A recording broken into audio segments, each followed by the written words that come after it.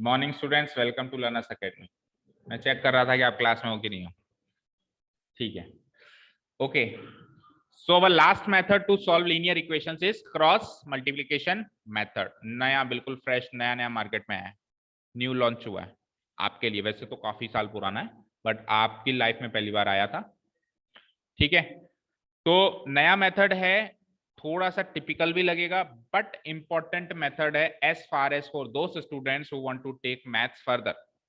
जब आगे चल के वेक्टर और बहुत सारी चीजें आने वाली हैं अभी, तो उसमें क्रॉस मल्टीप्लिकेशन मेथड का काफी अच्छा रोल रहता है। मतलब इस तरह से आगे के क्वेश्चंस भी सॉल्व होंगे। और अभी तो सीखना है ही सही भाई। चलो, जो मैथ्स नहीं लेंगे आगे चल के, तो भी उनको इस क्लास में तो सीखना है ही सही। ठीक है, भले थोड़ा थोड़ा सा ही सीखो, है ना। तो बात करते हैं क्रॉस मल्टीप्लिकेशन मेथड। नाम से पता चल रहा है क्रॉस और मल्टीप्लाई, यानी क्रॉस में मल्टीप्लाई होगा। क्या होगा? क्रॉस में मल्टीप्लाई होगा। ठीक है, फटाफट से एक रिकॉल करते हैं। देखो, first solving a pair of linear equation पहले बता चुके हैं ना, अभी रिकॉल करेंगे केवल। एक पेयर ऑफ लीनियर इक्वेशंस को सॉल्व करने के लिए, जो कि दो वेरिएबल्स में है, हम क्या करेंगे? सबसे पहले इक्वेशंस को स्टैंडर्ड फॉर्म में अरेंज करेंगे। और standard form pure standard form होनी चाहिए। कौन सी होनी चाहिए? Pure standard form. That means constant terms को आरएचएस में नहीं छोड़ेंगे। लाइट जला लो यहाँ की। कांस्टेंट टर्म्स को आरएचएस में नहीं जोड़ेंगे, नहीं छोड़ेंगे। हम क्या करेंगे? उनको भी एलएचएस में लेके आएंगे। और आरएचएस में क्या रखेंगे? जीरो रखेंगे। Is that clear? आगे क्या करना है? सेकेंडली देखो, स्टेप बाय स्टेप सीखो। सेकेंडली हम क्या करेंगे? सारे के सारे कोएफिशिएंट्स की वैल्यू निकालेंगे। कितने कोएफिशिएंट्स हो गए? 6। a1 p1 c1 a2 b2 c2 a1 b1 c1 a2 b2, ये 6 के 6 की हम क्या निकालेंगे? वैल्यू निकालेंगे। कंपेयर करके आराम से वैल्यू निकाली जा सकती है। जैसे फॉर एग्जांपल, अगर इक्वेशन होती 3x प्लस 5y माइनस 7, तो a1 तो हो गया 3, b1 हो गया +5 एंड c1 हो गया -7। इन 6 की ऐसे वैल्यू निकाल लेंगे अपन। आगे चलते हैं, फिर क्या करना है?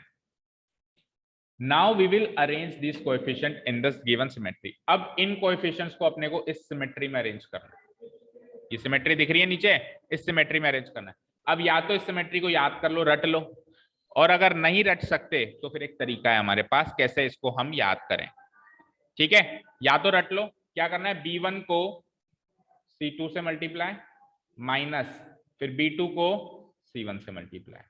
ठीक है, सेकंड सिमेट्री में क्या करना है? c1 को a2 से मल्टीप्लाई माइनस c2 को a1 से मल्टीप्लाई। और लास्ट सिमेट्री में क्या करना है आपको? a1 को b2 से मल्टीप्लाई माइनस b1 को a2 से मल्टीप्लाई।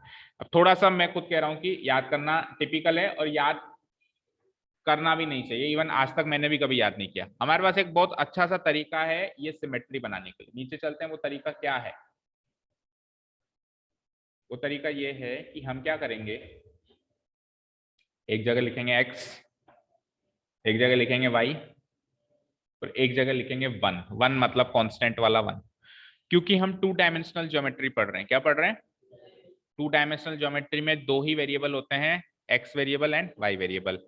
तो तीसरा वेरिएबल है ही नहीं, है ही नहीं। तो तीसरे वेरिएबल को अपन बाय डिफॉल्ट क्या मान लेते हैं? 1 मान लेते हैं। क्या मान लेते हैं? 1 मान लेते हैं। ठीक है, जब 3 वेरिएबल में पढ़ेंगे तो फिर वहां पे तीसरा वेरिएबल डालना पड़ेगा z। लेकिन वो आएगा जब आएगा। हाल फिलहाल वो z1 है, हाल फिलहाल वो z क्या है? ठीक है जी। अब क्या करें? x वेरिएबल के कोएफिशिएंट्स क्या होते हैं? a1 और a2, a1 और a2।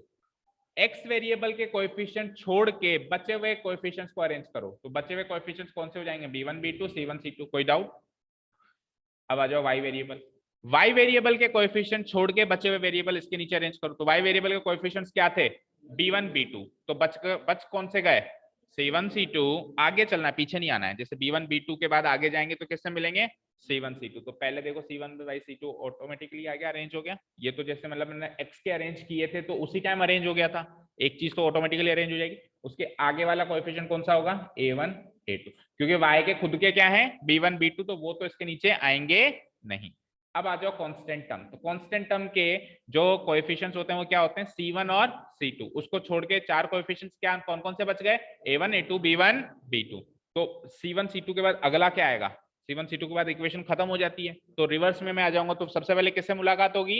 a1 a2 से। तो पहले देखो a1 a2 है, और इसको भी अरेंज करने की जरूरत नहीं थी क्योंकि ये तो जब मैंने y के अरेंज किए थे तभी अरेंज हो गए थे। ठीक है, इसके बाद क्या आएगा? B1 B2। फिर से देखो A1x इक्वेशन लिखेंगे तो अच्छे से समझ आएगा। B1y C1 इक्वल्स टू पहली इक्वेशन A2x B2y C2। दूसरी इक्वेशन, दो इक्वेशन है। सबसे पहले x के कोएफिशिएंट उठाने वाला हूं, मतलब x के नीचे कोएफिशिएंट अरेंज करने वाला हूं। तो x के नीचे x के खुद के कोएफिशिएंट अरेंज नहीं होंगे, A1 और A2 अरेंज कौन से होंगे? ये चार B1 B2 और C1 C2। B1 B2 यहाँ पे अरेंज हो गए और C1 C2 यहाँ पे अरेंज हो गए। कोई डाउट? ठीक, आगे चलते हैं। अब क्या है? y के कोएफिशिएंट। तो y के खुद के कोएफिशिएंट क्या है? B1 B2। तो B1 B2 तो अरेंज होंगे नहीं। कौन कौन से होंगे? इसके आगे चलना है, पीछे नहीं आना है। इसके आगे क्या है? तो देखो y के नीचे सबसे पहले C1 C2 और उसके आगे कुछ नहीं है तो फिर क्या है? इसके आगे कुछ नहीं है तो रिवर्स में आएंगे किसके पास? तो उसके आगे देखो फिर A1 A2। कोई डाउट? समझ में आ रहा है सबको? ठीक है, अब आ जाओ कांस्टेंट टर्म। तो कांस्टेंट टर्म कौन कौन से हैं हमारे पास? C1 और C2। तो C1 C2 तो अरेंज होंगे नहीं और बचे हुए कौन से अरेंज होंगे? A1 A2 और B1 B2। अब कौन से पहले अरेंज होंगे? इसके आगे जाओ, इसके आगे कुछ नहीं है तो रिवर्स आ जाओ। कौन से अरेंज होंगे पहले? A1 A2 और फिर उसके बाद में ये अरेंजमेंट समझ में आ गया सबको? अब अपने को एक्चुअली इस मेथड का जो नाम है क्रॉस मल्टीप्लिकेशन मेथड, उसको यहाँ पे अप्लाई करना है। कैसे? क्रॉस में जाएंगे, यहां से क्रॉस में गया, फिर सीधा आया, वापस क्रॉस में गया, यहां से क्रॉस में गया, सीधा पीछे आया, फिर क्रॉस में गया, यहां से क्रॉस में गया, सीधा आया, फिर क्रॉस में गया। बहुत आसान तरीका है। Like this like this like this like this like this like this like this like this like this. यही तो करना है। क्रॉस में जाना है, सीधा जाना है, क्रॉस में जाना है, वापस क्रॉस में जाना है, सीधा जाना है, क्रॉस में जाना है, क्रॉस में जाना है, सीधा जाना है और लास्ट में वापस क्रॉस में जाना है। अब याद रखो, जब जब आप क्रॉस में गए तब तब आप मल्टीप्लाई करेंगे, जब जब आप सीधा आए तब तब आप माइनस करेंगे। याद हो गया? जब जब आप क्रॉस में गए मल्टीप्लाई करोगे, दैट मीन्स आप B1 से C2 पे क्रॉस पे आए थे ना, तो B1 और C2 को मल्टीप्लाई करोगे, B1 इंटू C2। और जब आप सीधा चले थे तब आप सीधे की जगह माइनस साइन लगाओगे, माइनस B2 इंटू C1। मुझे बोल के बताओ, B1 into C2 minus B2 into C1। याद हुआ? अगला बोल के बताओ, C1 into A2 minus C2 into A1। Last वाला बोल के बताओ, A1 into B2 minus A2 into B1। अभी अभी जो बोला उसको लिख के बताओ। B1 into C2, B1 into C2 को क्या लिखोगे? B1 C2 minus B2 into C1। Right, इधर आ जाओ। C1 इंटू A2 को क्या लिखोगे? C1 A2 माइनस, लास्ट वाला लिख के बताओ, A1 इंटू B2 को क्या लिखोगे? A1 B2 माइनस, अब मैं देखो उसको हटा रहा हूं, ऊपर चल रहा हूं और आप खुद देखो, दिख नहीं रहा, थोड़ा सा ट्रांसपेरेंट कर देते हैं। और आप खुद देखिए, जो यहाँ पे लिखा है वही है, जो यहाँ पे लिखा है वही है, जो यहाँ पे लिखा है वही है या नहीं?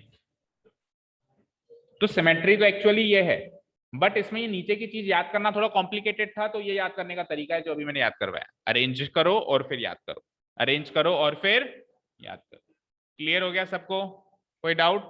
और इन सबको जब आप लास्ट में इक्वेट करोगे, देखो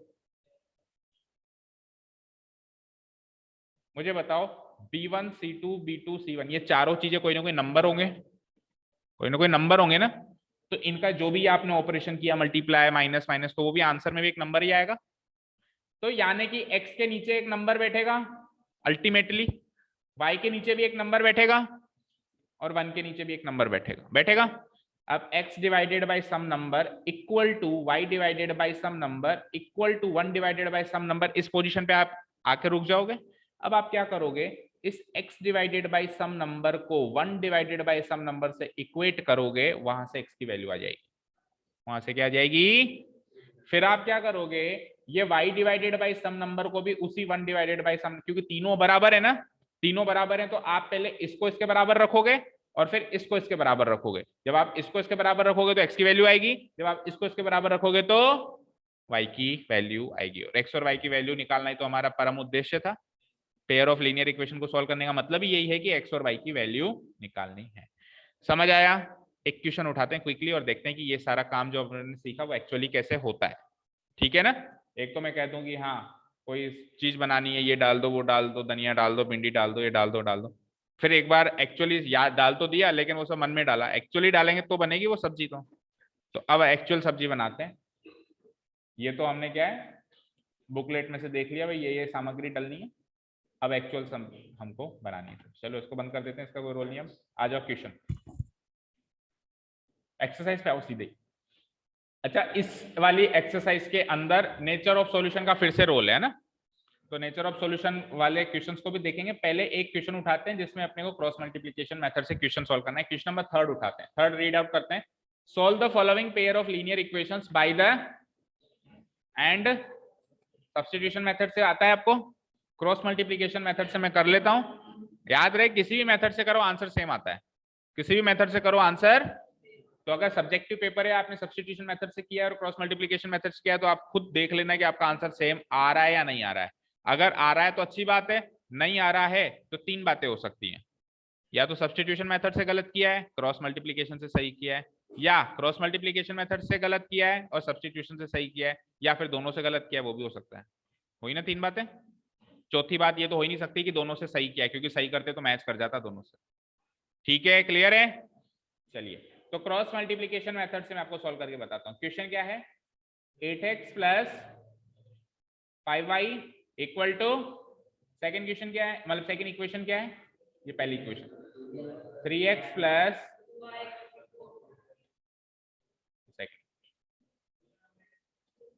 देखना ध्यान से, क्योंकि मैं एक ही क्वेश्चन सॉल्व कराऊंगा, इसके बाद केवल सीधे वर्ड प्रॉब्लम सॉल्व करवाऊंगा। हाँ जी, सबसे पहला काम क्या करते हैं, क्रॉस मल्टीप्लिकेशन सॉल्व करते हैं जब प्योर स्टैंडर्ड फॉर्म में चेंज करते हैं। प्योर स्टैंडर्ड फॉर्म का मतलब है सबको एलएचएस में ले जाओ और आरएचएस में 0 रखो। तो 9 को जैसे आप लेफ्ट में ले जाओगे तो -9 हो जाएगा और उधर क्या बच जाएगा 0। तो मैं इसी में मॉडिफिकेशन कर देता हूँ क्योंकि स्पेस की कमी है। और इधर भी सेम वही हो जाएगा, 4 उधर जाके -4 हो जाएगा और आरएचएस में क्या बच जाएगा 0। तो इधर तो हो जाएगा -9 इक्वल टू 0 और उधर हो जाएगा -4 इक्वल टू 0। कोई डाउट। जब आप ऐसा करते हैं तो ऐसा नहीं कि दो नई इक्वेशन पैदा हो गई, वही इक्वेशन है, वो इक्वेशन 1 और 2 उसी की दूसरी फॉर्म है। क्लियर है। ठीक है, अब क्या करें, अब अपन क्या करते हैं, यहां से a1 a2 a1 b1 c1 और a2 b2 c2 की वैल्यूज निकालेंगे। यही करेंगे। बोलो a1 की वैल्यू 8, b1 की वैल्यू 5, c1 की वैल्यू, a2 की वैल्यू, b2 की वैल्यू और c2 की वैल्यू। तसल्ली से बैठ के आराम से कंपेयर करके निकालना। निकल गई। ठीक, अब अपन क्या करेंगे, सिमेट्री रखेंगे। तो सिमेट्री कैसे रखते हैं, x डिवाइडेड बाय, याद हुआ क्या किसी को, वो बोलो x के नीचे क्या आएगा, b1 c2 minus b2 c1। देखो ऐसे याद रखो कि x के नीचे a1 और a2 तो आएगा नहीं, b और c आएंगे। 1 से स्टार्ट करो ना, b1 c2 माइनस, इमेजिन ही हो जाता है, b1 के नीचे b2 है तो b1 c2 माइनस, अब b1 के नीचे कौन है, b2 है, b2 c1। याद होता है तो अच्छी बात है और याद नहीं होता है तो और भी अच्छी बात है। सीधा सीधा यहाँ आ जाओ आप, तो कोएफिशिएंट कोई उठा लो, 5 इंटू -4, क्या बीसी कुछ लिखने की जरूरत ही नहीं है ना, सीधे सीधे कोएफिशिएंट ही रख लो यहाँ पे। 5 इंटू -4 माइनस, इधर आओगे 2 इंटू, कोई डाउट, सब्जेक्टिव वालों के लिए इंपॉर्टेंट है, सब्जेक्टिव वालों के लिए इंपॉर्टेंट है ऑब्वियसली, ऑब्जेक्टिव वालों के लिए नहीं है। ऑब्जेक्टिव वालों के लिए तो आंसर ही इंपॉर्टेंट है, आंसर ही भगवान है उनका तो। ठीक है, क्लियर। इक्वल टू, अब y के नीचे आ रहे हैं, तो y के नीचे आ रहे हैं तो y के कोएफिशिएंट को तो भूल जाऊंगा मैं। मतलब ये क्रॉस मल्टीप्लिकेशन मेथड क्या करता है, खुद के घर में देखता नहीं है, दूसरों के घर में देखता है। अब y जो है खुद के घर में तो देखेगा नहीं कि 5 और 2, भाई खुद के बच्चों को तो देखेगा नहीं और दूसरे के बच्चों से कंपेयर करेगा, देखो सामने वाला कितने अच्छे मार्क्स ला रहा है ना, जैसे जनरली मम्मी पापा करते हैं। तो अब y क्या है, खुद के बच्चों को तो देख नहीं रहा, 5 और 2 को, तो सीधे जा रहा है पड़ोस वाले बच्चे के पास। तो y पहले जाएगा इसके पास, -4 मल्टीप्लाई, सॉरी गलत कर दिया, देखो कैसे, फिर से ये 5 और 2 को तो देखेगा ही नहीं एक तरीके से, उसके आगे वाले किससे मिलेगा, -9, और क्रॉस में किसके पास जाएगा, × 3, फिर माइनस बीच में लगाना है। और फिर 3 से सीधा आएगा किसके पास, -4 इंटू, और फिर क्रॉस में किसके पास जाएगा 8। ठीक है, याद रहे ये माइनस साइन अगर आप बीच में लगा रहे हो तो इनको ब्रैकेट में पैक कर देना, उससे क्या होगा प्लस माइनस साइन की गलती नहीं होगी। इक्वल टू 1 डिवाइडेड बाय, अब 1 डिवाइडेड बाय कर रहे हो,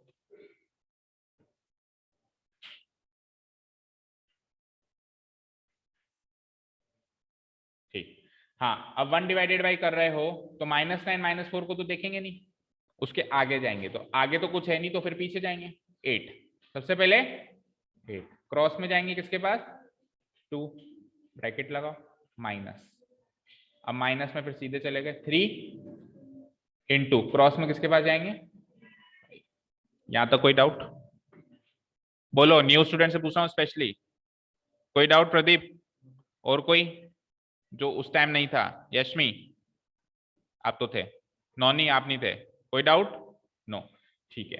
अब अपन क्या करेंगे, मल्टीप्लाई करेंगे, 5 इंटू -4 क्या होता है -2 इंटू -9 क्या होता है equal to y divided by -9 into 3 क्या होता है -4 इंटू 8 क्या होता है -3 equal to 1 divided by 8 two क्या होता है, ब्रैकेट अभी हटाना मत, फिर अगले स्टेप में हटाएंगे, 5 3 क्या होता है 50। अब जब मैं ब्रैकेट हटाऊंगा तो ये माइनस माइनस प्लस, तो ये तो हो जाएगा -20 प्लस 18, इधर ब्रैकेट हटाऊंगा तो ये हो जाएगा -27 माइनस माइनस अगेन प्लस 32, और यहाँ पे ब्रैकेट हटाएंगे तो कुछ नहीं चेंज होगा, 16 -15 का 16 -15 ही रहेगा। -20 और 18 कितने होते हैं, +18 कितने होते हैं माइनस के 2 होते हैं, और -27 और +32 कितने होते हैं प्लस के 5 होते हैं, सिंपली 5 लिख दो, और ये 1 16 -15 क्या होता है 1 होता है।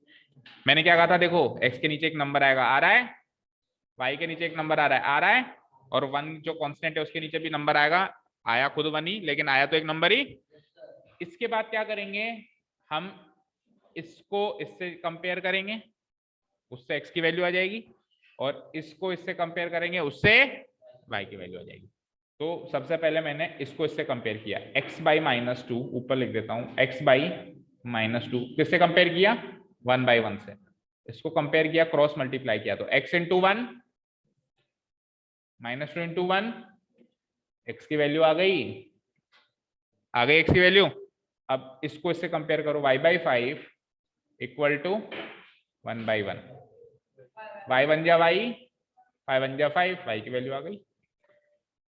तो अगर कोई इस पे पकड़ हासिल कर लेना, इस मेथड पे प्रैक्टिस कर ले अच्छी, तो मैं मानता हूं तीनों से सबसे अच्छा मेथड, शॉर्ट एंड स्वीट, कुछ हमको इक्वेशन नहीं बनानी, इक्वेशन के कोएफिशिएंट कंपेयर नहीं करने, इक्वेशंस को माइनस नहीं करना, सब्स्टिट्यूट नहीं करना, ये नहीं करना वो नहीं करना, सबसे इजी मेथड है अगर प्रैक्टिस अच्छी हो तो। इवन जब कोएफिशिएंट्स बड़े बड़े हो जाते हैं ना, जैसे 123x, तो वहां पे ये मेथड बहुत इफेक्टिव रहता है उन मेथड के मुकाबले, ठीक है ना। केवल आपको उनके कोएफिशिएंट्स के साथ खेलना है, इक्वेशंस के जो कोएफिशिएंट्स हैं 6, उन 6 के साथ एक गेम खेल रहे हो, बस इसको से मल्टीप्लाई कर रहे हो, माइनस कर रहे हो, उनका ही कुछ ना कुछ ऑपरेशन करके आप x एंड y की वैल्यू निकाल रहे हो। क्लियर है क्रॉस मल्टीप्लिकेशन मेथड सबको, ठीक है। चलिए हम एक्सरसाइज के दूसरे क्वेश्चंस की तरफ देखते हैं, दूसरे क्वेश्चंस क्या कहते हैं।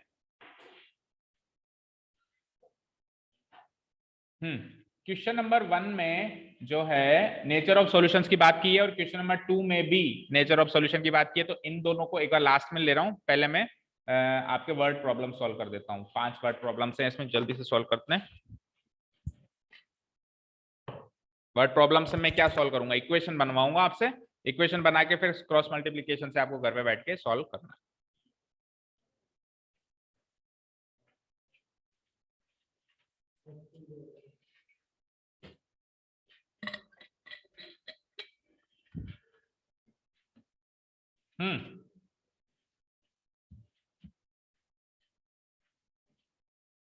ठीक है, पहला क्वेश्चन देखो, फिक्स्ड एंड वेरिएबल चार्जेस के क्वेश्चन तीनों एक्सरसाइज में मिल गए, सब्स्टिट्यूशन में भी, एलिमिनेशन में और क्रॉस मल्टीप्लिकेशन में। पहला question he fixed and variable charge का है, वो लैंडिंग लाइब्रेरी से मैच करेगा।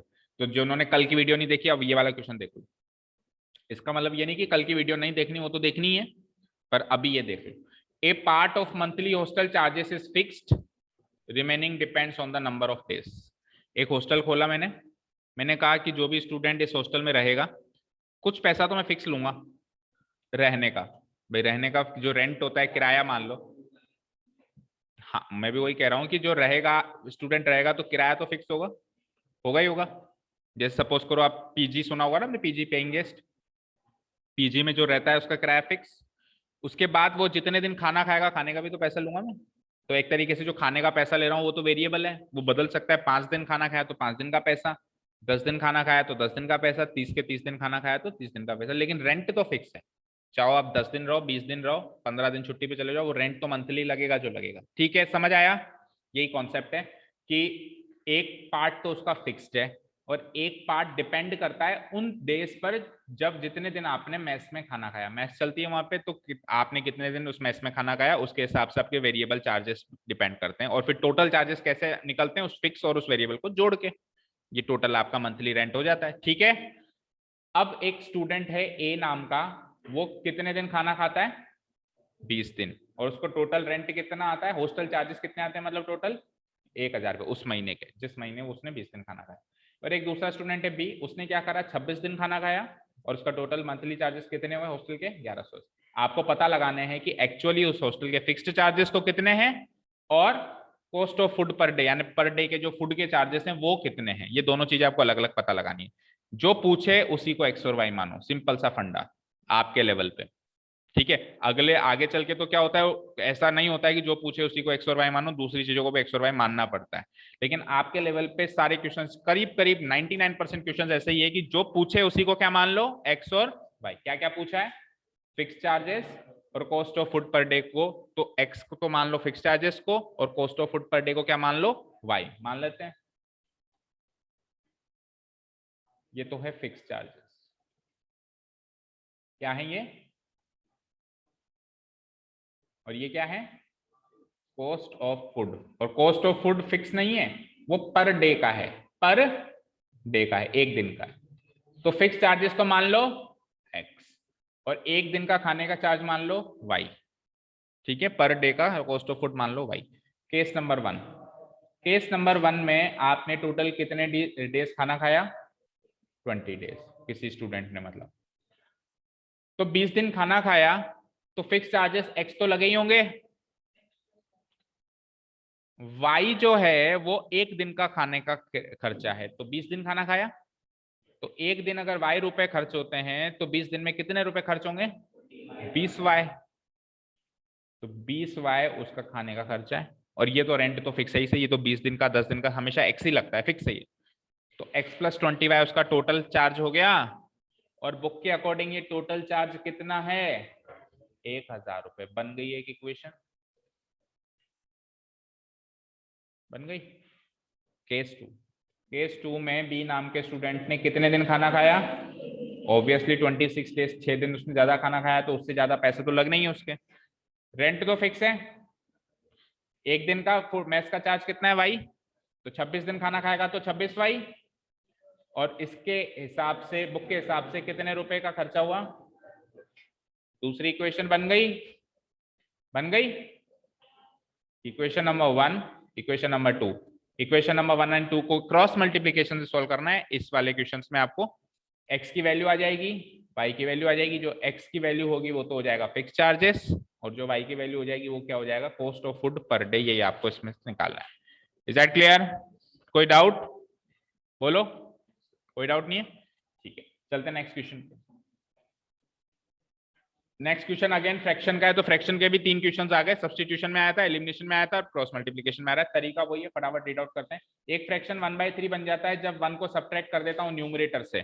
अब देखो यहां तक पहले केस में केवल न्यूमरेटर की इंफॉर्मेशन है कि न्यूमरेटर से क्या सब्ट्रैक्ट करना है, 1। डिनोमिनेटर की कोई इंफॉर्मेशन है क्या? नहीं, दैट मीन्स डिनोमिनेटर को छेड़ना ही नहीं है। और सेकंड केस में क्या करना है, वो 1/4 बन जाता है जब 8 ऐड कर देते हैं डिनोमिनेटर में। तो अब की बार न्यूमरेटर को नहीं छेड़ना। फाइंड द फ्रैक्शन, फ्रैक्शन पता करो। मैंने क्या कहा, जो पूछे उसी को एक्स और वाई मानो। क्या पूछा है? अब फ्रैक्शन पूछा है तो एक ही चीज पूछी है, तो उसको एक्स मानू या वाई मानू? ध्यान से सोचो, फ्रैक्शन एक नहीं होता, फ्रैक्शन में भी 2 चीजें होती है, न्यूमरेटर और, तो let the numerator be X and let the denominator be Y. ठीक है, न्यूमरेटर हुआ x, डिनोमिनेटर हुआ y। तो ओरिजिनल फ्रैक्शन क्या होगा? ओरिजिनल फ्रैक्शन क्या होगा?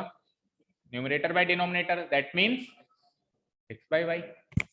अब केस 1 में क्या छेड़छाड़ करी आपने फ्रैक्शन के साथ? बोलो क्या छेड़छाड़ करी है? कि 1 को सब्ट्रैक्ट किया है और डिनोमिनेटर अनचेंज्ड, जैसा है वैसा का वैसा ही, अनअफेक्टेड। तो न्यूमरेटर था x, उसमें से क्या माइनस किया है? 1, और डिनोमिनेटर अनचेंज्ड y का y, और ऐसा करने से वो फ्रैक्शन क्या बन गया? It becomes 1/3। तो इसकी वैल्यू क्या हो गई? 1/3। इसको क्रॉस मल्टीप्लिकेशन से सॉल्व करेंगे लाइक दिस। तो 3 इंटू एक्स और 3 into -1 -3 equal to y into 1 y।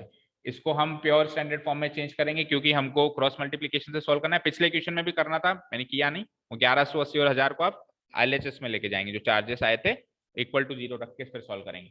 तो 3x, हमेशा अरेंजमेंट भी याद रखो, पहले x वेरिएबल वाली टर्म अरेंज करते हैं, फिर y वाली, तो y उधर पॉजिटिव है, इधर आके नेगेटिव हो जाएगा, और फिर लास्ट में कांस्टेंट टर्म, ये इक्वल टू 0। ये हो गई पहली इक्वेशन। केस 2 में आपने क्या छेड़छाड़ करी ओरिजिनल फ्रैक्शन से? बताओ। x तो x ही है, वेरी गुड। और y के साथ क्या किया? 8 को ऐड कर दिया। तो क्या बन गया मेरा? x तो x ही था और y के साथ 8 को ऐड कर दिया, और ऐसा करने से फ्रैक्शन क्या बन गया? 1/4 बन गया। इसको अगेन क्रॉस मल्टीप्लाई किया हमने, तो x into 4 equal to y into 1 y, और 8 इंटू 1 भी 8।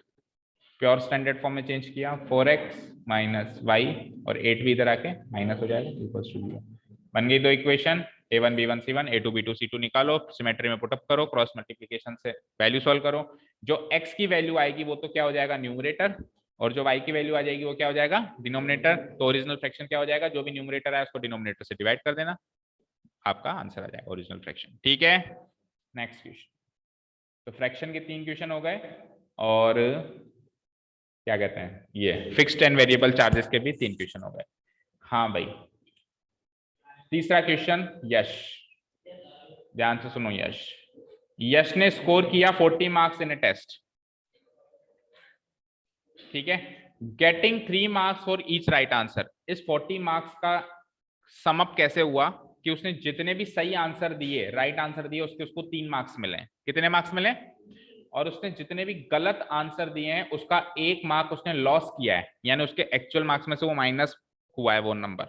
जैसे सपोज करो, फॉर एग्जांपल, मान लो उसने 10 में से 7 सही किए हैं और 3 गलत किए हैं, फॉर एग्जांपल। तो हर एक राइट आंसर के कितने मिले? 3। तो 7 इंटू 3 21 तो उसको मिल गए, और हर एक रॉन्ग आंसर का 1 नंबर काटा है पेनल्टी के लिए। तो 3 क्वेश्चन गलत भी किए हैं तो हर एक का 1 नंबर कटेगा, यानी 3 नंबर कटेंगे भी सही। तो 21 में से 3, यानी एक्चुअली मार्क्स उसके कितने आएंगे फिर? 18। ठीक है, गलत का कटेगा और सही का मिलेगा। सही का कितना मिलेगा? 3 मिलेगा, और गलत का कितना कटेगा? 1 मिलेगा। इसको कहते हैं नेगेटिव मार्किंग स्कीम। क्या बोलते हैं इसको? Negative marking scheme. ये 12th के बाद, 11 12th के बाद ये शुरू हो जाती है। उसमें क्या होता है कि जितने भी हम कंपटीशन एग्जाम्स देते हैं तो उसमें यही वाली मार्किंग स्कीम अप्लाई होती है, जिसको अपन कहते हैं नेगेटिव मार्किंग स्कीम। ये और ज्यादा कॉम्पिटेटिव कब हो जाती है? जब ये बराबर हो जाता है, कि जितने अपन क्वेश्चंस कर रहे हैं उस पर बराबरी मिल रहा है, और जितने गलत कर रहे हैं उसमें बराबरी कट रहा है। अभी तो ये थोड़ी सी इजी है क्योंकि कट तो कम रहा है और मिल ज्यादा रहा है, लेकिन ये बराबर बराबर हो तो कई बार बच्चों के मार्क्स नेगेटिव भी आते हैं, 10 में से -5 हो सकता है ना। मान ले 10 क्वेश्चन में से तूने 2 ही सही किए, 8 गलत कर दिए। हाँ, मान ले, है ना। तो अब मान लो बराबरी मिल रहे हैं और बराबरी कट रहे हैं, तो मिले तो कितने, कटे कितने, एक्चुअल स्कोर क्या रहेगा? तो ऐसा भी हो सकता है नेगेटिव मार्किंग स्कीम में कि बच्चों के मार्क्स नेगेटिव आए। और ज्यादा कॉम्पिटिटिव कब हो जाती है? जब मिल तो कम रहे और कट, वहां पे गलत करना किसी मर्डर करने जैसे गुनाह जैसा होता है। मैं गलत तो करना ही नहीं है, जैसे छोड़ के आ जाओ, जैसे छोड़ के आ जाओ। अगर आप कॉन्फिडेंट नहीं हो तो उस क्वेश्चन को छोड़ दो, कम से कम माइनस में तो नहीं जाएगा। लेकिन अगर आपने गलत कर दिया तो मान लो 5 नंबर काटने का सिस्टम है एक गलत पे, और मिलने का 1 नंबर का ही सिस्टम है, तो गलत करना तो वहां पे बहुत बड़ा गुनाह हो जाएगा, है ना। समझ गए? चलिए, तो ये सिस्टम समझ में आया। अब ये क्या कह रहा है कि इस तरीके से 40 मार्क्स आए उसके, जब 3 मार्क्स राइट के मिल रहे हैं, 1 मार्क्स गलत का कट रहा है। लेकिन had 4 marks been awarded for each correct, अगर ऐसा होता कि 3 की जगह 4 मार्क्स मिलते सही के और 1 की जगह 2 मार्क्स कटते गलत के, भाई थोड़ा सा स्कीम को चेंज कर दिया, 3 मिल रहे थे प्लस में और 1 कट रहा था माइनस में, है ना। अगर स्कीम चेंज कर दें, 4 तो मिले राइट के और कटने में भी 1 कट रहा था, उसकी जगह कितने कटे, तो ऐसा करने से उसका स्कोर 40 मार्क्स जो था वो इंप्रूव होके कितना हो जाता है, थोड़ी सी स्कीम चेंज हुई तो वो मार्क्स जो फाइनल स्कोर है वो भी उसका चेंज हो गया। ठीक है, ये 2 केसेस हैं, पहले केस में कुछ और सिस्टम है उसके हिसाब से 40 मार्क्स आ रहे हैं, दूसरे केस में कुछ और सिस्टम है उसके हिसाब से 50 मार्क्स आ रहे हैं। आपको पता लगाना है कि टेस्ट में कितने क्वेश्चंस थे, टेस्ट में कितने क्वेश्चंस थे, यानी कि एक्चुअली आपको ये पता लगाना है कि राइट तो कितने किए उसने और रॉन्ग कितने किए। अब देखो ये वैसे क्वेश्चन अधूरा है, हो सकता है उसने कोई क्वेश्चन छोड़ दिया हो, तो वो तो ना तो राइट में काउंट होगा और ना ही रॉन्ग में काउंट होगा। तो हम इस क्वेश्चन में ऐसा अज्यूम करेंगे कि उसने सारे क्वेश्चन अटेम्प्ट किए हैं, कोई क्वेश्चन उसने छोड़ा नहीं है। तो हमको ये पता लगाना है कि राइट तो कितने आंसर्स दिए हैं यश ने और रॉन्ग कितने किए हैं, और फिर उन दोनों का जोड़ के हम बता देंगे कि इतने क्वेश्चन एग्जाम में थे, क्योंकि हम ये मानेंगे कि कोई भी क्वेश्चन ऐसा नहीं है जो उसने छोड़ दिया। ठीक है, क्लियर है। तो एक्स तो कितने, एक्स को क्या मान लेता हूं मैं, जो उसने करेक्ट आंसर्स दिए या राइट आंसर्स दिए। करेक्ट आंसर्स कितने दिए उसने, एक्स, और रॉन्ग कितने दिए, वाई। केस नंबर 1 में, केस नंबर 1 में सही के कितने मार्क्स मिल रहे हैं, 3। कितने क्वेश्चन सही किए उसने, एक्स, तो कितने मार्क्स मिले, समझ आया।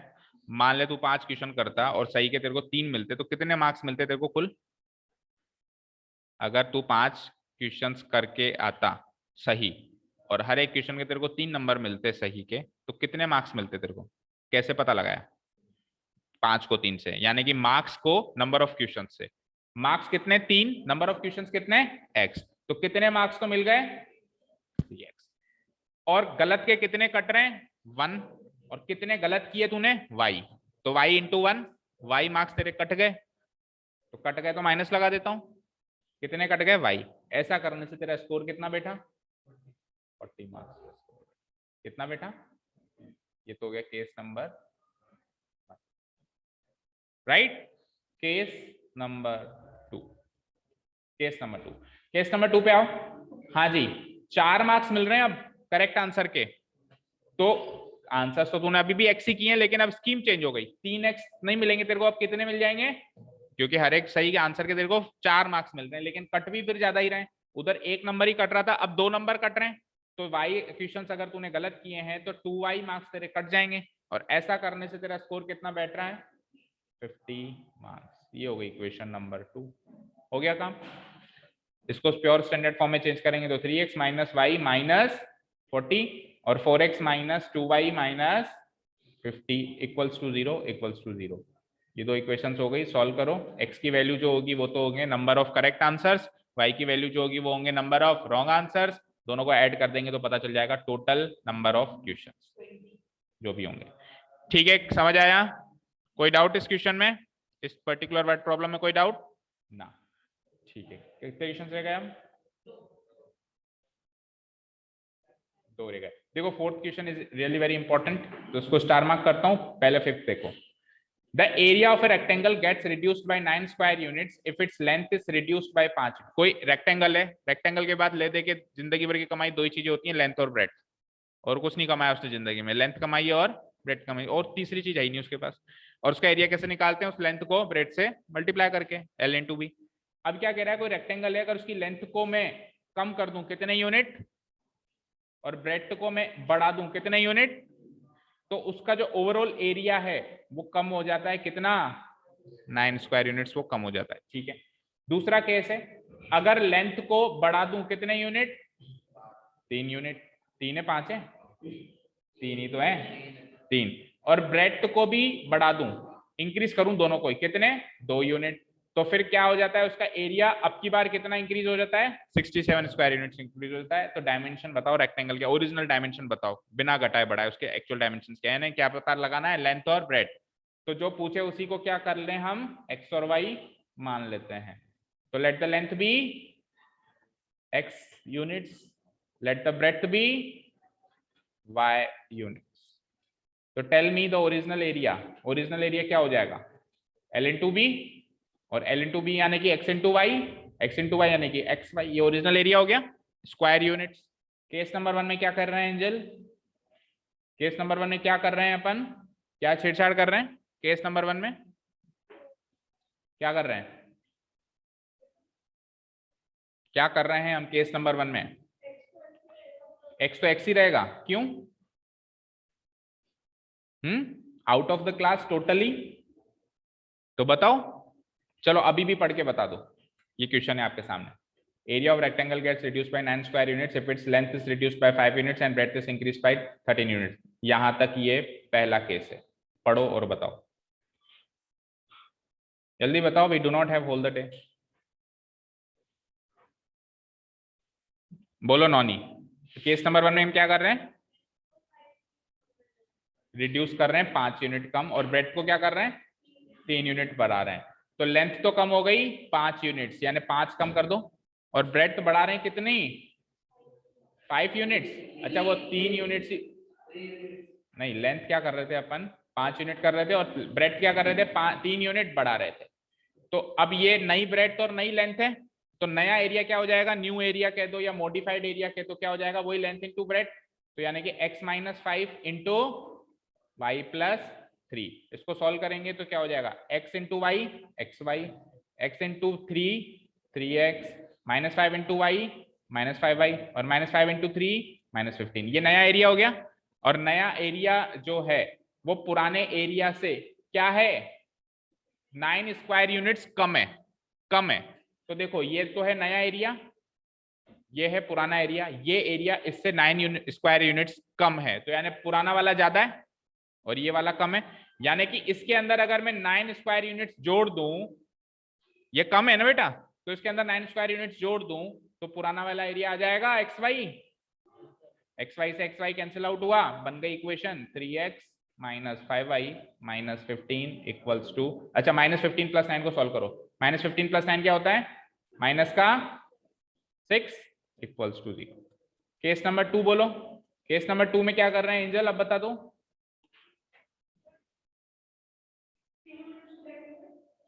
क्या कर रहे हैं 3 यूनिट्स लेंथ इंक्रीज कर रहे हैं और ब्रेड कम कर रहे हैं, तो 3 यूनिट्स लेंथ इंक्रीज कर दी x प्लस 3 और 2 यूनिट्स ब्रेड कम कर दी y माइनस 2, तो नया एरिया क्या हो जाएगा लेंथ इंटू ब्रेड, तो वही करो नया एरिया, अच्छा दोनों को इंक्रीज कर रहे हैं, तो x into Y x y, x into 2 2x, 3 into y 3y, और 3 इंटू 2 6। अब ऐसा करने से ये जो नया एरिया है ये पुराने एरिया से 67 बढ़ गया, यानी कि ये जो नया एरिया है ये पुराना एरिया जो xy था उससे 67 ज्यादा है, तो अगर इसमें से मैं 67 घटा दूं तो पुराना एरिया वापस मिल जाएगा xy, तो xy से xy गया और जो दिख रहा है इक्वल्स टू 0 लगा देना, अच्छा प्लस 6 माइनस 67 को भी सॉल्व करना पड़ेगा, तो 2x plus 3y plus 6 minus 67 क्या हो जाएगा माइनस का 61 और आखिरी में 0, ये हो जाएगा सेकेंड इक्वेशन। दोनों को सॉल्व करो, क्रॉस मल्टीप्लीकेशन से x की वैल्यू होगी वो होगी लेंथ और y की वैल्यू होगी वो होगी ब्रेड्थ। तो अभी तो टाइम हो गया है लेकिन इस एक्सरसाइज को आज ही खत्म करना है, 6:30 पे मैं ऑनलाइन आऊंगा, अगर किसी के पास टाइम है तो आप ज्वाइन कर सकते हो जूम पे ही, लिंक 6:30 इन द इवनिंग, और जिसके पास टाइम नहीं है तो ज्यादा नहीं मुश्किल से 10 मिनट की वीडियो बनेगी, आप बाद में वीडियो वॉच कर लोगे 6:30 पे, ठीक है तो मैं 6:45 पे आ जाऊंगा, ठीक है 15 मिनट का गैप। चलो अभी के लिए आप जा सकते हो, 6:45 पे हम इवनिंग में मिल रहे हैं, अभी के लिए bye and we will meet again in evening.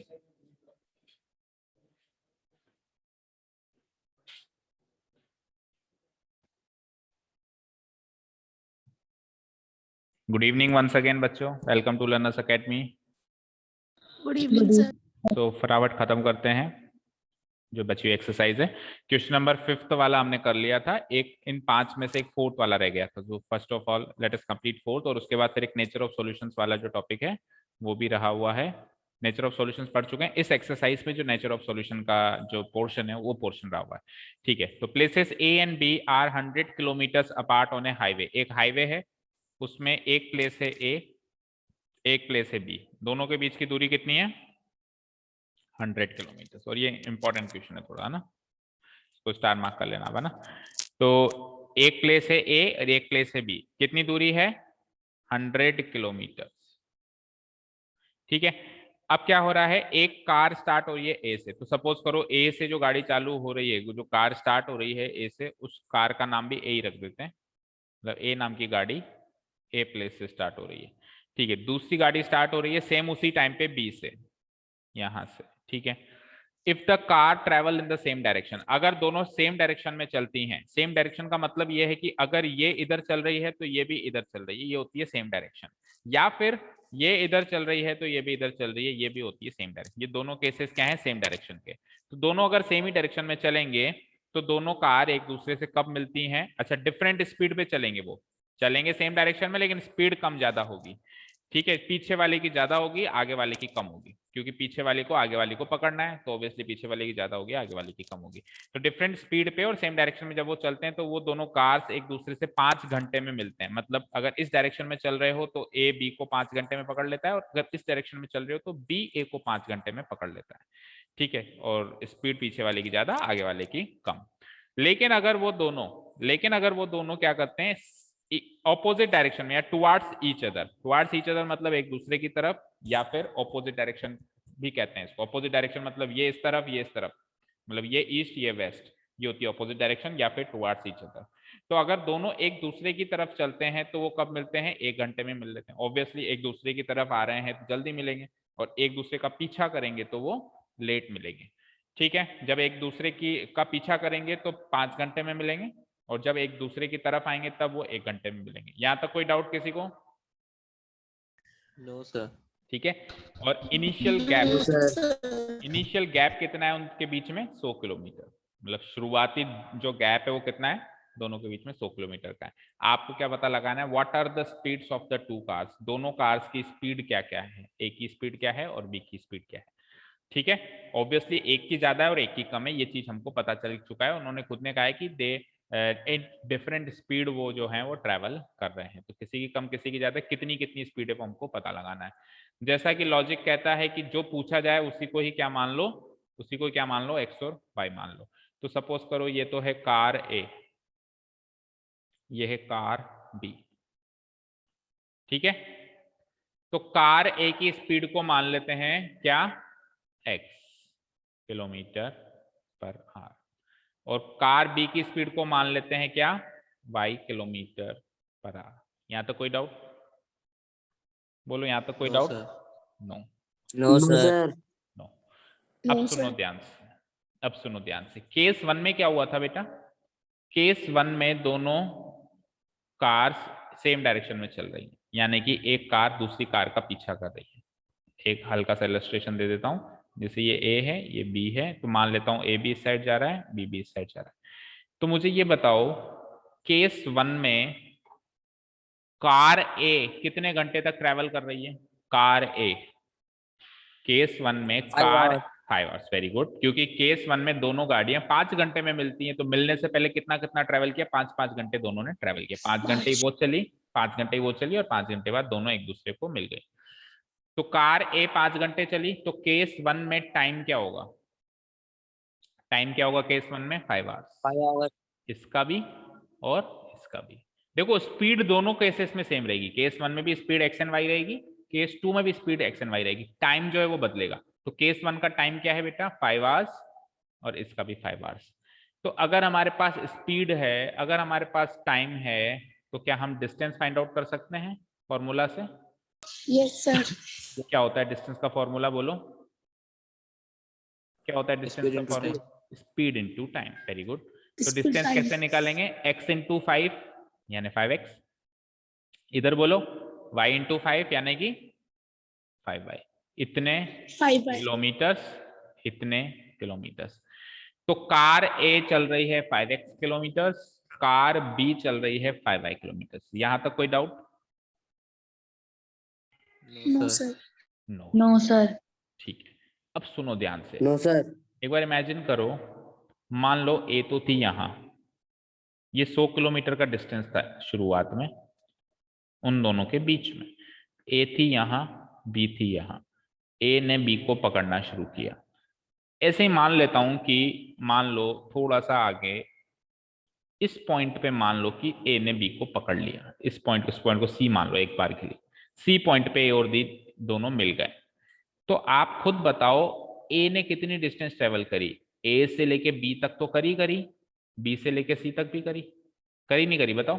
यानी ए से लेके सी तक डिस्टेंस तय करी ए ने, बोलो। Yes sir. Yes, sir. और बी ने Yes, कितनी sir. डिस्टेंस तय करी, बी ने कितनी डिस्टेंस तय की बी से लेके सी तक? तो ज्यादा डिस्टेंस किसने तय करी, ज्यादा डिस्टेंस ए ने तय करी या बी ने तय करी? ए करिए ने। अच्छा, वेरी A गुड ने वेरी गुड वेरी गुड। कितनी ज्यादा करी, कितनी ज्यादा करी? 100 किलोमीटर। वेरी गुड, बस that is the 100 point. kilometers. A car जो है ए से लेके सी तक जा रही है, यहाँ पे आके रुक रही है, और बी कार तो बी से सी पे जा रही है। तो ए ने ये 100 किलोमीटर जो उनके बीच में इनिशियल गैप था, शुरुआती गैप था, उतनी डिस्टेंस ए जो है ज्यादा तय करेगा। यस और नो, यस और नो? Yes Yes, sir.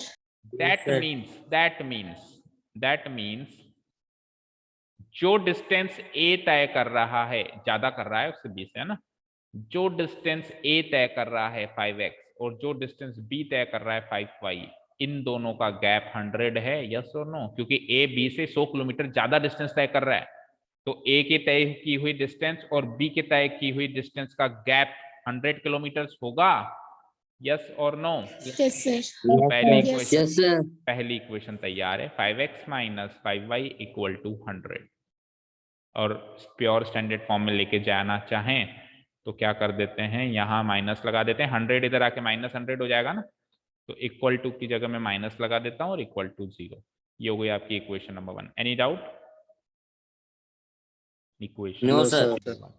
चलते हैं केस 2 पे। अब केस 2 में क्या हो रहा है, दोनों एक दूसरे की तरफ आ रही है, दोनों एक दूसरे की तरफ आ रही हैं, और कितने घंटे में मिलती हैं, कितने घंटे ट्रेवल करती हैं? 1 घंटा ही ट्रेवल करती हैं, वो भी 1 घंटा ही ट्रेवल करती है 1 घंटा. और वो 1 घंटा।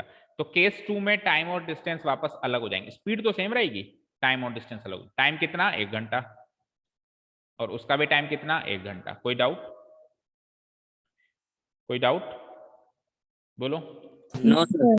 Tell me No, the distance 1 घंटे में जो ए गाड़ी है, कार ए है, वो कितना ट्रेवल करेगी? वही स्पीड इनटू टाइम।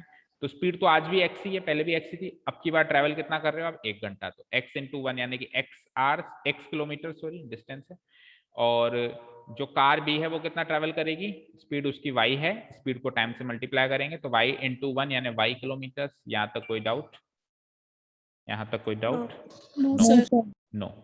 अब जैसे आपने केस नंबर 1 में उन दोनों के बीच के तय की हुई डिस्टेंस का रिलेशन निकाला कि सर दोनों की डिस्टेंस में से ए ने ज्यादा तय करी है, बी ने कम तय करी है, और ए ने 100 किलोमीटर ज्यादा तय करी है, तो ए की तय की हुई डिस्टेंस में से बी की कवर की हुई डिस्टेंस को माइनस करें तो 100 आएगा।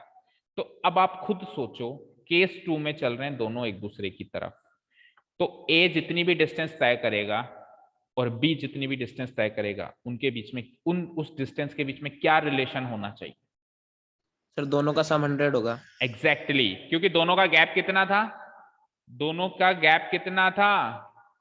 100 किलोमीटर। 100। ये इस साइड जा रहा है, ये इस साइड जा रहा है, कहीं भी मिलो ना, यहाँ मिल लो, यहाँ मिल लो, मान लो सपोज करो यहाँ मिल लिए, दोनों यहाँ मिल लिए, तो इसने इतनी तय करी, इसने ज्यादा तय करी ए ने, और बी ने कम तय करी।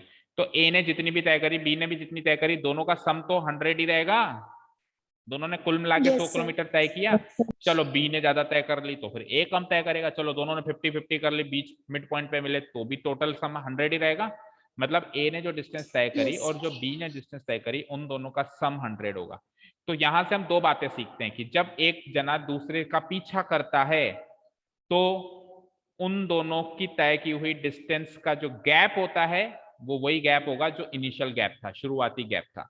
और जब दोनों कार्स या दोनों लोग एक दूसरे की तरफ आते हैं तो उन दोनों की तय की हुई डिस्टेंस का सम वो होता है जो इनिशियल गैप था।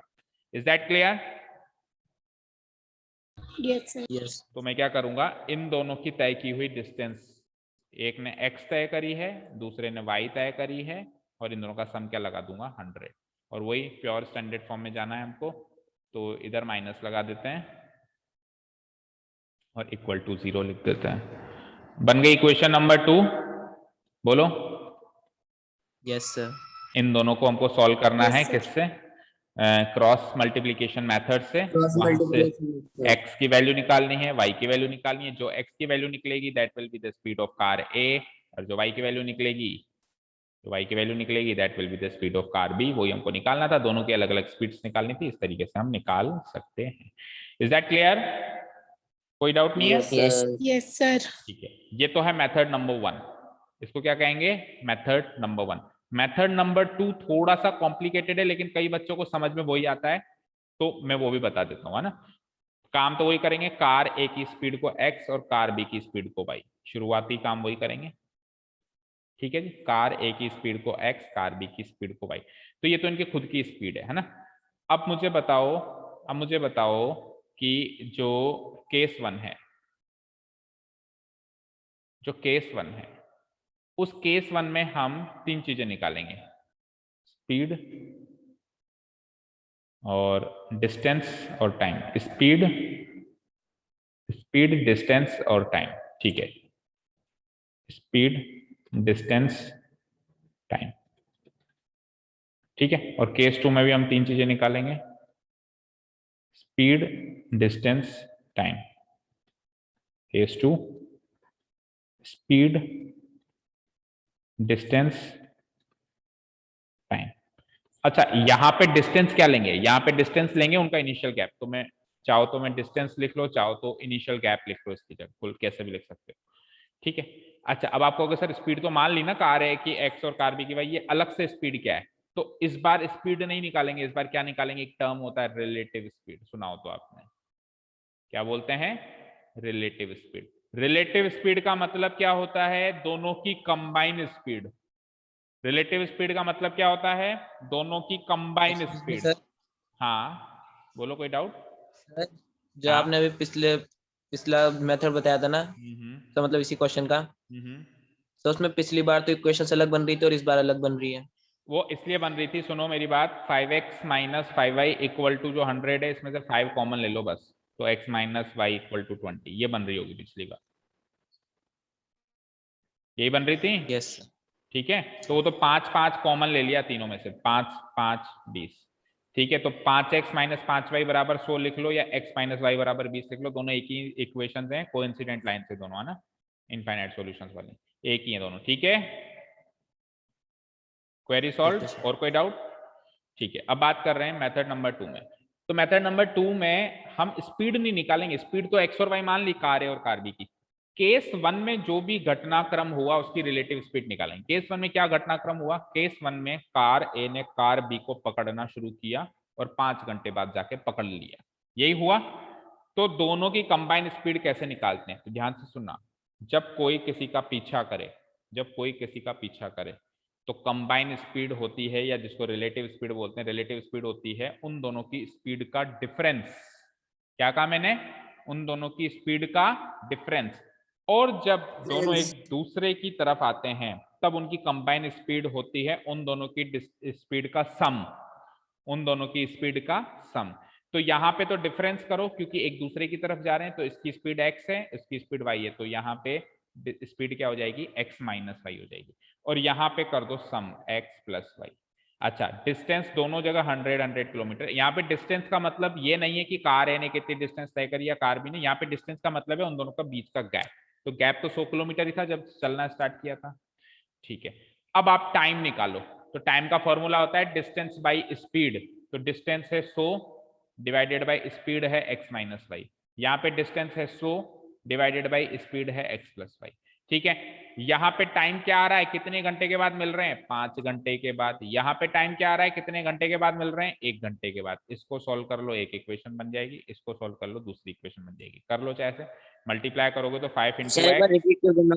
एक बार रिपीट करता हूँ, फिर से सुनो, क्या है कि जो दूसरा मेथड है उसमें हम क्या करेंगे, देखो मेरी बात सुनो,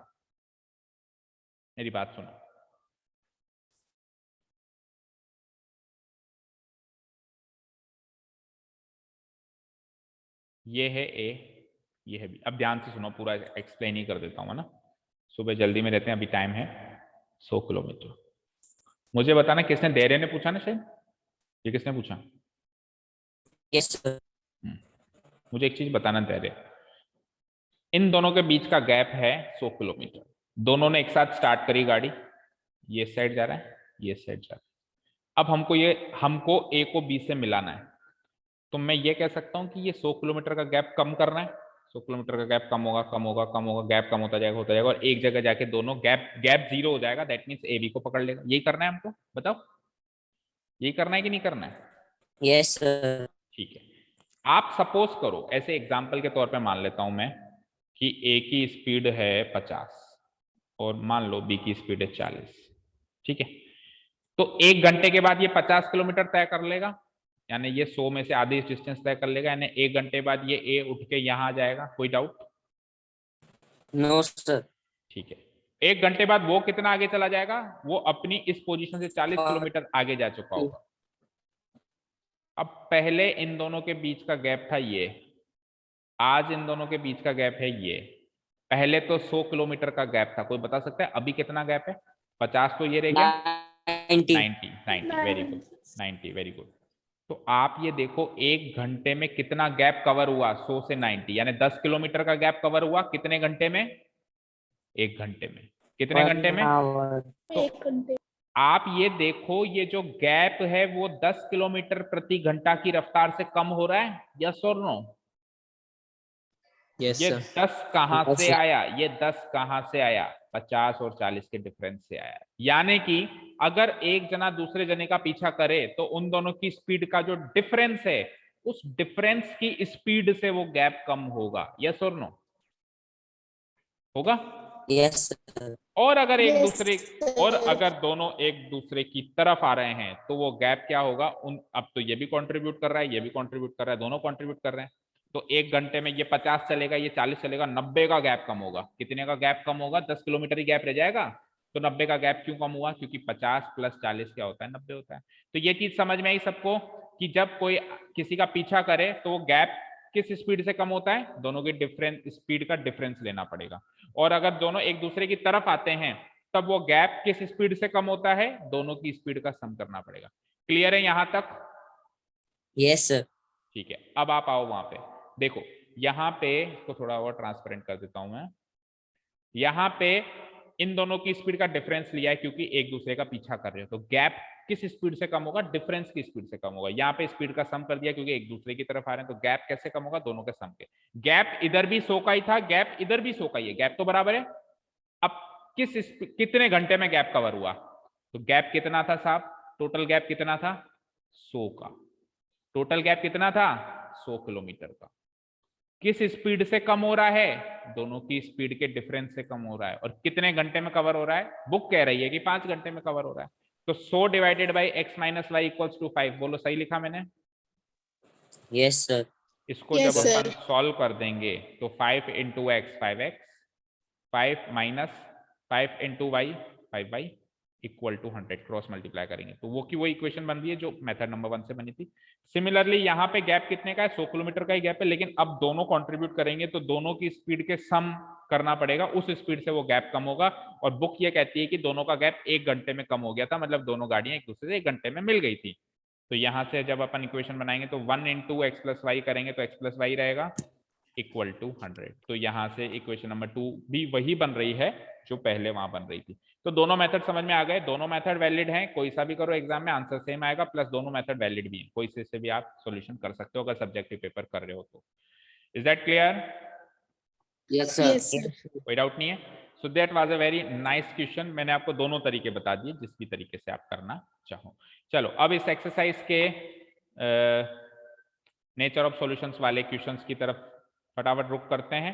और नेचर ऑफ सॉल्यूशंस में आपको पहले सिखा चुका हूं तो बहुत ही क्विकली मैं करूंगा, फटाफट वाइंड अप करता हूं। Which of the following pairs of linear equations has unique solution, no solution और इनफाइनाइट मीन? ये 4 क्वेश्चंस हैं, 4 में से आपको पता लगाना है किसका तो यूनिक सॉल्यूशन आएगा, किसका नो सॉल्यूशन आएगा और किसका इनफाइनाइटली मेनी सॉल्यूशन आएगा। तरीका कौन बताएगा? बताओ यूनिक सॉल्यूशन का तरीका क्या है? सिमेट्री क्या होती है जब a1 by a2 not equal to Not equal to B1 ठीक है। right. और अगर ये दोनों इक्वल हो जाएं, ये दोनों इक्वल हो जाएं तो हम तीसरे को भी चेक करते हैं। तीसरा कौन है? C1 by C2। अब अगर ये C1 by C2 से C2. इक्वल नहीं है तब तो आ जाएगा नो सॉल्यूशन, सेकंड वाला केस। और अगर गलती से तीनों इक्वल हो जाएं तो फिर इनफाइनाइटली मैनी। ये सीखा है हमने, जल्दी जल्दी बताते जाओ। तो देखो यहाँ पे 1 है, यहाँ पे 3 है, तो 1/3 और आगे चलो Yes, sir. -3 है और -9 है। -3/-9 को काटोगे, माइनस से माइनस कट के 3/9 वापस बन जाएगा 1/3। तो A1/A2 और 1/3 B1/B2 तो बराबर है। अब जब ये दोनों बराबर है तो तीसरे से भी चेक करना है। तीसरा क्या है? -3/-2, जिसमें से माइनस से माइनस कट जाएगा, माइनस से माइनस कट जाएगा तो नॉट इक्वल आएगा, नॉट इक्वल टू 3/2। तो A1/A2 equal to B1/B2 but not equal to C1/C2। कौन सा केस हुआ? सेकंड No केस। solution. No solution। पहले No का आंसर solution. नो सॉल्यूशन, पहले का आंसर नो सॉल्यूशन। ठीक है जी, सेकंड बताओ फटाफट। The 2/3, unique solution. 2/3 और Unique दूसरा solution. 1/2। ये तो 1/2 A1/A2 ही B1/B2 के बराबर नहीं हुआ, तो यूनिक सॉल्यूशन होगा पहला वाला केस। ठीक है, थर्ड वन 3/6 क्या होता है? 3/6 क्या होता है? 1/2 होता है। B1/B2 करो, -5/-10 क्या होता है? माइनस से माइनस खत्म, 5 से 10 डिवाइड करो 1/2। अच्छा, दोनों इक्वल आ गए, दोनों इक्वल आ गए, तो फिर तीसरे को भी चेक करना है। 20/40 भी 1/2, तीनों इक्वल हो गए, तीनों इक्वल हो गए, तो infinitely Many solution. Last one x का कोएफिशिएंट 1 है और 3x का कोएफिशिएंट 3 है, तो 1/3। आगे जाओ, y का कोएफिशिएंट -3 है और y का कोएफिशिएंट -3 है, तो -3/-3 सब कट गया, 1/1 बचा।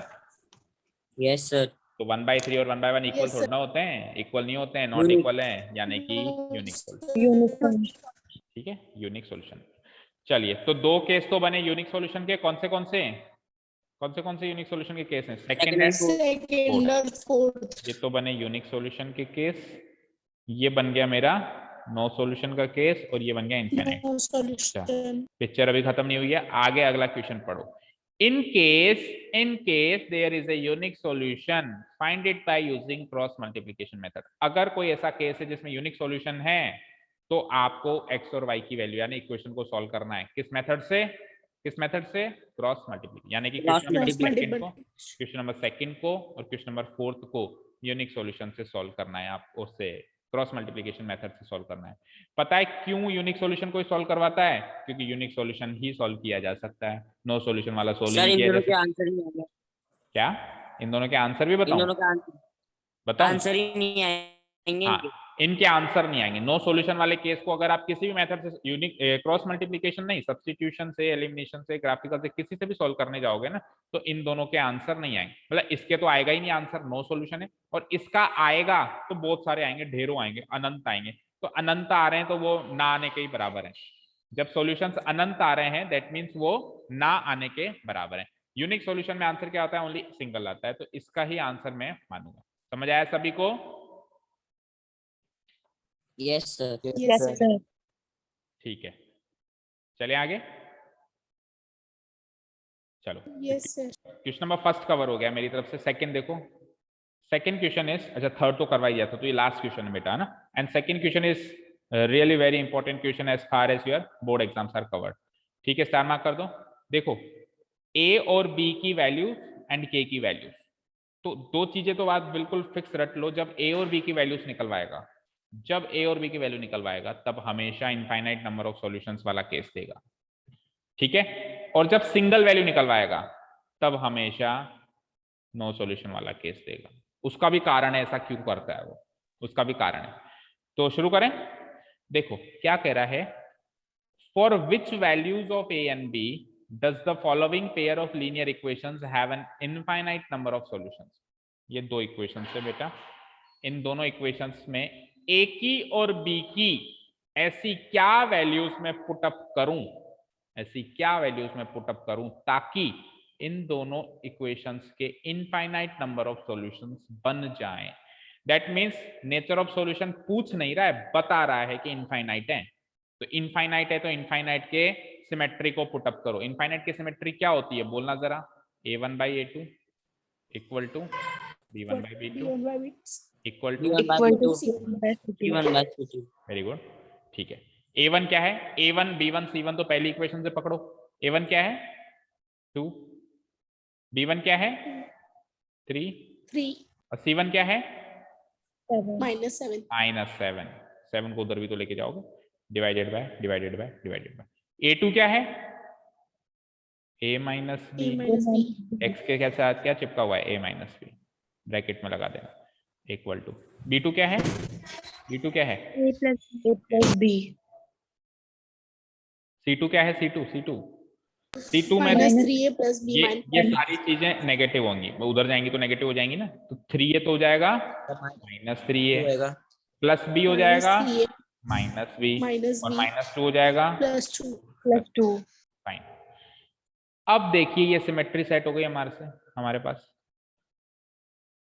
देखिए अगर आपके पास 3 चीजें है ना, आपके पास 3 चीजें हैं, तो देखा जाए तो 3 ही ऑप्शन है। या तो आप इसको इससे कंपेयर कर लो, पहला ऑप्शन, या तो आप इसको इससे कंपेयर कर लो, दूसरा ऑप्शन, या फिर आप इसको इससे कंपेयर कर लो, तीसरा ऑप्शन। 3 ही ऑप्शन है, बताओ यस और नो, बोलो। Yes, 3 ही sir. ऑप्शन है ना। 3 में से कोई से भी 2 ऑप्शन को यूज करो जो आपको इच्छा है। जैसे ही आप 2 ऑप्शन को यूज करोगे ना, तो 2 इक्वेशन अगेन बन जाएंगी, लेकिन अब की बार इक्वेशन बनेगी ए और बी की फॉर्म में। ए और बी की फॉर्म में जैसे ही 2 इक्वेशन बनेगी, उनको सॉल्व कर लो किसी भी मेथड से, सब्स्टिट्यूशन से, क्रॉस मल्टीप्लिकेशन से, या फिर एलिमिनेशन से, और ए और बी की वैल्यूज निकाल लो, क्योंकि उसने ए और बी की वैल्यूज ही तो पूछी है, for what values of a and b. Suppose करो मैं इन दोनों को कंपेयर करता हूं, तो कंपेयर कर रहा हूं, चलो यहाँ पे 2 divided by a minus b equal to 3 divided by a plus b. Compare हो गया, क्रॉस मल्टीप्लाई करो, 2 into A 2A, 2 into B 2B equal to 3 into A 3A minus 3 into B 3B। कोई डाउट यहां तक? No, no sir. Sir No, sir. सबको ले जाओ LHS में, तो 2A 3A उधर जाके -3A प्लस 2B और -3B उधर जाके प्लस 3B, RHS में बचता है 0। 2A में से 3A गया, कितने A बचे? 2A में से 3A गया, Minus A. एक A बचा नेगेटिव में, माइनस है। 2B में से 3B जोड़ना है, सॉरी 2B में से 3B जोड़ना है, तो क्या बोलोगे? 5B. 5B. ये एक इक्वेशन बन गई A और B की फॉर्म में। इक्वेशन नंबर 3 लिखेंगे, क्योंकि फर्स्ट एंड सेकंड तो ऑलरेडी गिवन थी x और y की फॉर्म में। अब एक ऑप्शन में तो आपने क्या किया, इन दोनों को कंपेयर किया। मैंने क्या कहा, दूसरे ऑप्शन में आप कुछ भी कर लो, चाहे से इसको इससे कंपेयर कर लो, चाहे से इसको इससे तो कैसे भी कर लो। चलो पहले को तीसरे से कर लेते हैं। तो पहला क्या है, 2 divided by a minus b equal to, तीसरा क्या है, -7 divided by -3a minus b plus 2। चलो करते हैं कंपेयर। तो 2 को इससे क्रॉस मल्टीप्लाई करो, 2 इंटू -3a क्या हो जाएगा, -6a, Minus 6A. फिर 2 इंटू -b क्या हो जाएगा, -2b, Minus और 2B. 2 2 जा क्या हो जाएगा 4 equal to -7 into a -7a, -7 into minus का b प्लस का 7b। फाइन, सबको ले जाओ, जैसे पहले ले गए वहां पे, तो इसको भी ले जाओ। -6a ऑलरेडी है, -7a इधर आएगा तो +7a हो जाएगा, -2b ऑलरेडी है, +7b इधर आएगा तो -7b हो जाएगा, और +4 जो है चाहो तो यहीं रख दो, चाहो तो उधर भेज दो, जैसे आप, डिपेंड करता है आप कौन से मेथड से सॉल्व करोगे। अगर आप सब्स्टिट्यूशन और एलिमिनेशन मेथड से सॉल्व करोगे तो कांस्टेंट को RHS में भेजो, और अगर आप क्रॉस मल्टीप्लिकेशन, और क्योंकि एक्सरसाइज भी क्रॉस मल्टीप्लिकेशन की तो इसी से सॉल्व करते हैं, तो उसको फिर प्योर स्टैंडर्ड फॉर्म में रखना पड़ेगा, तो 4 को फिर इधर ही रहने दो, RHS में 0 रखो। -6a + 7a क्या बनेगा, क्या बनेगा, +a, ठीक है। A. -2b -7b क्या बनेगा, -9b Plus 9. Minus 9. 4 equal to 0। ये बन गई इक्वेशन नंबर 2 ए और बी में, वो इक्वेशन नंबर 1, ये इक्वेशन, इसको 4 डाल देना। अब इक्वेशन 3 एंड 4 को अगेन सॉल्व कर लो, एलिमिनेशन से या सब्स्टिट्यूशन से या किसी से भी, और ए और बी की वैल्यूज निकालो, निकल जाएगी इसके बाद ए और बी की वैल्यूज। Yes, sir. ठीक है, मतलब क्या हुआ, नेचर ऑफ सॉल्यूशंस के फंडे अप्लाई किए ना, तो 2 एक्स और वाई की इक्वेशन से 2 ए और बी की इक्वेशंस बन गई। उन ए और बी की इक्वेशन को सॉल्व कर लिया हमने, तो ए और बी का आंसर आएगा। ये किया हमने। क्लियर है सबको? क्लियर Yes, है? sir. अब मैं आपको Yes. बता रहा था कि जब 2 चीजें पूछेगा, जैसे इसमें 2 चीजें पूछी ना इसने, ए और बी, तब हमेशा इनफाइनाइट सॉल्यूशंस देगा। पता है क्यों? क्योंकि अगर ये नो सॉल्यूशन दे दे, तो ये तो नॉट इक्वल हो जाएगा। यस और नो? सर यूनिक तो कतई नहीं दे सकता, वो भी बता रहा हूं, पहले नो पे आओ। चलो अगर उसने नो सॉल्यूशन दे दिया, तो फिर C1/C2 नॉट इक्वल होगा। यस और नो? Yes, sir. अब सुनो ध्यान से, ये दोनों इक्वल हैं, तभी तो इनको कंपेयर किया। किया ना कंपेयर, क्यों किया? क्योंकि ये दोनों इक्वल है। अरे ये तो नॉट इक्वल है, नॉट इक्वल है तो मैं कंपेयर ही नहीं कर पाता, और कंपेयर ही नहीं कर पाता तो इक्वेशन एक ही बनती है ए और बी की फॉर्म में, और ए और बी की फॉर्म में एक ही इक्वेशन बनती, तो ए और बी का आंसर कहां से निकालता है? क्योंकि जितने लोग उतनी इक्वेशन चाहिए, ए और बी 2 लोग हैं तो 2 इक्वेशन चाहिए। तो दूसरी इक्वेशन पैदा करने के लिए उसने नॉट इक्वल नहीं दे सकता, वो इक्वल ही देगा, और इक्वल देगा दैट मीन्स वो इनफाइनाइट सॉल्यूशन ही देगा। समझ आया? Yes, sir. Yes, sir. अब आप कहोगे सर दूसरे में तो नो सॉल्यूशन दिया है, तो बेटा उसमें पूछी भी फिर एक ही चीज है, उसमें ए और बी नहीं पूछी, उसमें तो एक ही सिंगल वैल्यू पूछी है के। Check out the second question, उसमें तो सिंगल ही चीज पूछी है के, इसीलिए उसने क्या दिया मुझे? No solution. तो नो सॉल्यूशन की सिमेट्री बताओ क्या होती है? क्या होती है बोलो? a1 by a2, A1 by B2 b1 by b2, equal to B1 by B2 not not equal to not equal to बोलो a1 b1 c1 क्या है? पहली इक्वेशन से पकड़ो जरा। 3 3 1 1 और minus minus 1 divided by a2 b2 c2। a2 क्या होगा? 2k 2k minus 1 b2 k minus k minus 1 minus 1 c2 minus 2k minus 2k minus 1 ये दोनों तो बराबर होंगे, लेकिन वो बराबर नहीं होगा, यही होगा, यही होगा। yes sir. अब sure बेटा जो बराबर हैं उन्हीं को तो कंपेयर कर सकते हो, जो बराबर ही नहीं है उसको क्या कंपेयर करोगे? तो आप केवल इन्हीं दोनों को कंपेयर कर सकते हो, तो एक ही इक्वेशन बनेगी 3 divided by 2k minus 1 equal to 1 divided by k minus 1। तो एक ही इक्वेशन बनेगी तो टेंशन भी नहीं है, मिसिंग पार्ट भी तो एक ही है k, उसमें तो मिसिंग पार्ट दो थे ए और बी, इसलिए दूसरी इक्वेशन को पता लगाना हमारे लिए हमारी जरूरत थी। अभी नहीं भी पता चल रही है तो कोई दिक्कत नहीं, और पता चल भी नहीं पाएगी दूसरी इक्वेशन। क्रॉस मल्टीप्लाई करो आप, तो 3 इंटू के 3k, 3 इंटू माइनस 1 3k -3, और 1 से मल्टीप्लाई करेंगे तो सेम वही 2k माइनस 1। इधर ले आओ 2k को और -3 को उधर ले जाओ। देखो इस इक्वेशन में केवल k दिखाई दे रहा है, तो एक ही इक्वेशन है, एक ही वेरिएबल है, वैसी सॉल्व हो जाएगी। 2k को उधर ले आओ, 3k माइनस 2k, -1 वहां पे ऑलरेडी है, -3 को उधर भेजो, +3, 3k में से 2k गया, k बचा, और -1 + 3 क्या होता है? 2, सीधे सीधे k की वैल्यू आ गई। 2 इक्वेशंस नहीं बनी, एक इक्वेशन बनी। ठीक है, अब दहरे कह रहा था सर यूनिक सॉल्यूशन, तो यूनिक सॉल्यूशन अगर आता तो a1 by a2 not equal to b1 by b2 होता, और c1 by c2 की तो बात ही नहीं करता वो, c1 by c2 की तो वो बात ही नहीं करता यूनिक सॉल्यूशन, तो उसको तो लिखता ही नहीं हूं मैं। अब भैया a1 by a2 not equal to b1 by b2 है, तो एक भी इक्वेशन नहीं बन पाएगी। जब ये नॉट इक्वल है तो कंपेयर कैसे करूंगा मैं इन दोनों को? इक्वेशन कैसे बनाऊंगा? समझ गए? और एक भी इक्वेशन नहीं बनेगी तो जो भी मिसिंग पार्ट होगा उसकी आंसर मैं नहीं निकाल सकता, जैसे वो मिसिंग पार्ट के हो, ए हो, बी हो, मैं नहीं निकाल सकता क्योंकि नॉट इक्वल है। ठीक है ना? देखो अगर मैंने कहा x नॉट इक्वल टू 5, अगर मैंने कहा x नॉट इक्वल टू 5, इसका मतलब पता है क्या है? कि x 5 नहीं है, बाकी और कुछ भी हो सकता है, तो फिर तो x1 भी हो सकता है, x2 भी हो सकता है, x3 भी हो सकता है, x3.5 भी हो सकता है, कुछ भी हो सकता है। तो ये तो इसके नॉट इक्वल है, तो a1 by a2 को अब मैं किसके बराबर रखूं? कुछ भी वैल्यू हो सकती है, बट b1 by b2 नहीं हो सकती। तो वो कुछ भी वैल्यू तो बहुत सारी है, थोड़ा ना रख सकता हूं, तो इक्वेशन बना ही नहीं सकता हूं। ठीक है, समझ में आई बात? बोलो। Yes sir. ठीक है, तो ये नेचर ऑफ सॉल्यूशंस वाले जो क्वेश्चंस थे, इसमें ये वाला Yes. क्वेश्चन, ये वाला पार्ट जो है इंपॉर्टेंट है, जहां पे मिसिंग वैल्यूज पूछता है ए और बी, और उन इक्वेशंस में ही ए और बी कहीं रखी हुई होंगी, या फिर के, उन इक्वेशंस में कहीं के भी रखा हुआ हो सकता है।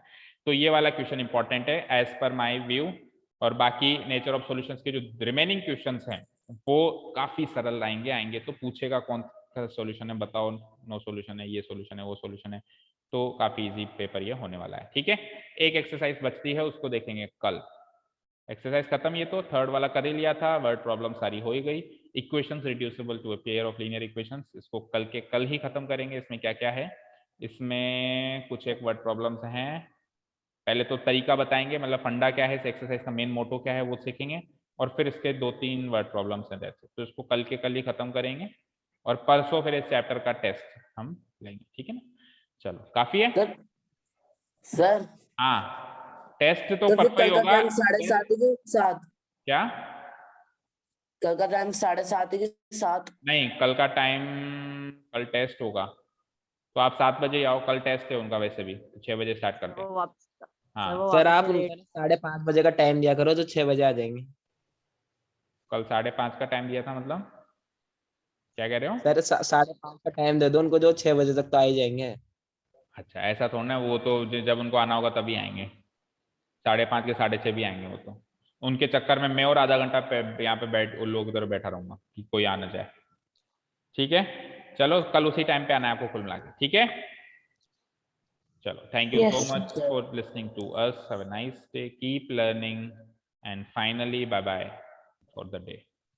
Bye bye.